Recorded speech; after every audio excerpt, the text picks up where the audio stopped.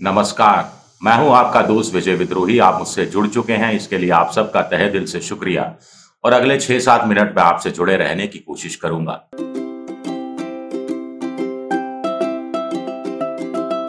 बड़ा सवाल उठ रहा है, क्या मोदी सरकार ने केजरीवाल की दिल्ली सरकार को बर्खास्त कर वहां राष्ट्रपति शासन लगाने की दिशा पर तेजी से काम करना शुरू कर दिया है? क्या लेफ्टिनेंट जनरल गवर्नर के माध्यम से सारा ताना बाना रच बस लिया गया है?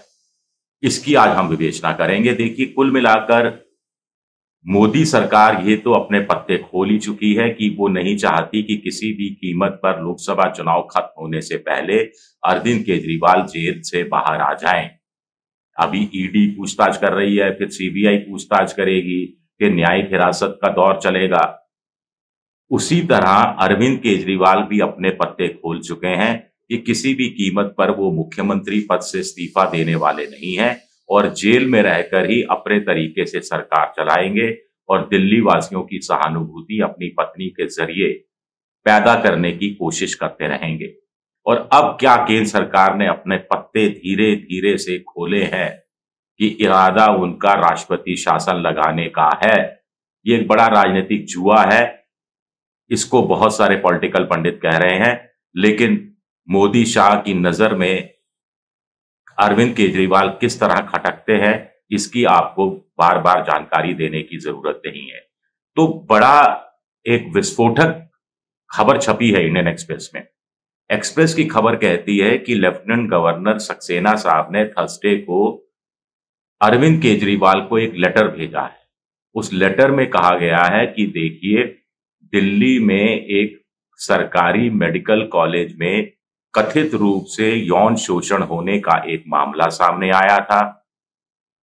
तय ये हुआ था कि मेडिकल कॉलेज के प्रिंसिपल को हटा दिया जाए, तबादला कर दिया जाए, लेकिन 14 फरवरी से इस पर आपने कोई फैसला नहीं किया है। 14 फरवरी से आपके पास फाइल है और सौरभ भारद्वाज जो कि स्वास्थ्य मंत्री हैं, उन्होंने सीधा फाइल मुझे भेज दी है, जबकि ये फाइल आपके मार्फत आनी चाहिए। आगे सूत्रों की तरफ से कहा गया है कि लेफ्टिनेंट गवर्नर कोशिश कर रहे हैं कि वो बताने की कोशिश करें कुछ घटनाओं के माध्यम से कि कैसे दिल्ली में संवैधानिक संकट खड़ा हो गया है।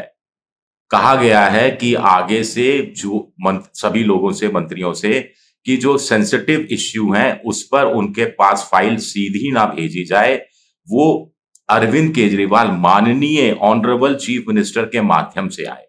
अब आप कहेंगे ये क्या कमाल हो रहा है, इतना मान सम्मान जेल में बंद अरविंद केजरीवाल को क्यों दिया जा रहा है?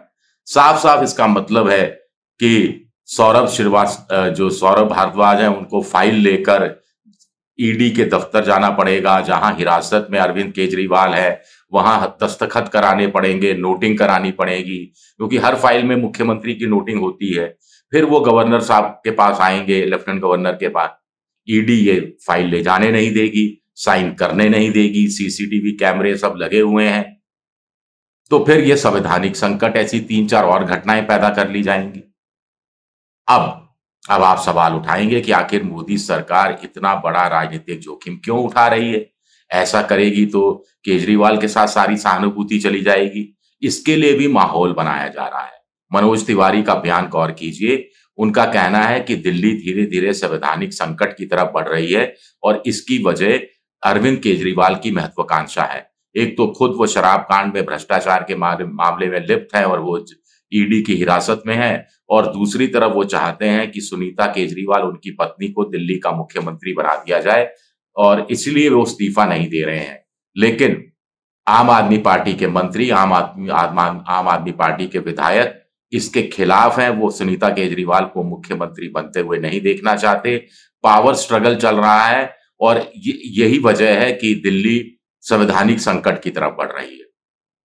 यानी मनोज तिवारी नहीं चाहते कि कोई मौका अरविंद केजरीवाल, आम आदमी पार्टी को दिल्ली की जनता के बीच में ये समझाने का मौका मिले कि देखिए, उनको तंग किया जा रहा है। 3 बार के चुने हुए मुख्यमंत्री को निकाल बाहर करना चाहती है मोदी सरकार।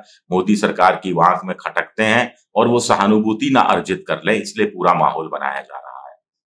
इस पर सौरभ भारद्वाज ने कहा है कि लेफ्टिनेंट गवर्नर दिल्ली पर शासन करना चाहते हैं, बिना जनता से चुनकर आए हुए। इतना है शौक शासन करने का तो जनता के बीच जाइए, चुनकर आइए। दिल्ली हाई कोर्ट में भी एक पीआईएल लगाई गई थी, जिसके लिए कहा गया था, बीजेपी समर्थकों ने लगाई थी कि अरविंद केजरीवाल को मुख्यमंत्री के रूप में इस्तीफा देना चाहिए। दिल्ली हाई कोर्ट ने इस पर कोई कार्रवाई करने से इनकार कर दिया। लेकिन आर्टिकल 239 एबी के तहत क्या कार्रवाई हो सकती है? इसमें केंद्र सरकार इस पर विचार कर रहा है कि लेफ्टिनेंट गवर्नर एक चिट्ठी भेजें कि दिल्ली में संवैधानिक संकट पैदा हो गया है, मोदी सरकार को भेजें, फिर मोदी सरकार वो चिट्ठी आगे बढ़ा दे, ये सिफारिश करते हुए कि राष्ट्रपति शासन ही अब अंतिम विकल्प बचा है और राष्ट्रपति के पास, और राष्ट्रपति का हस्ताक्षर हो जाए और राष्ट्रपति शासन दिल्ली में लग जाए। अब इसका कितना नुकसान होगा लोकसभा चुनाव में या अगले विधानसभा चुनाव में, कहा नहीं जा सकता।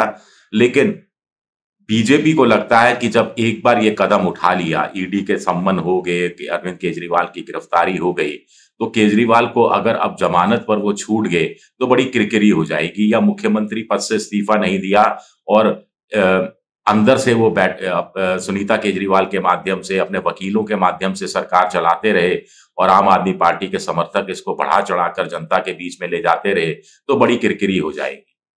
तो भले ही अगले विधानसभा चुनाव में बीजेपी को फिर चौथी बार केजरीवाल के हाथों हार का सामना करना पड़े, लेकिन लोकसभा चुनाव में वो चाहती है कि दिल्ली में अपनी स्थिति, पंजाब में स्थिति बनाकर रखें।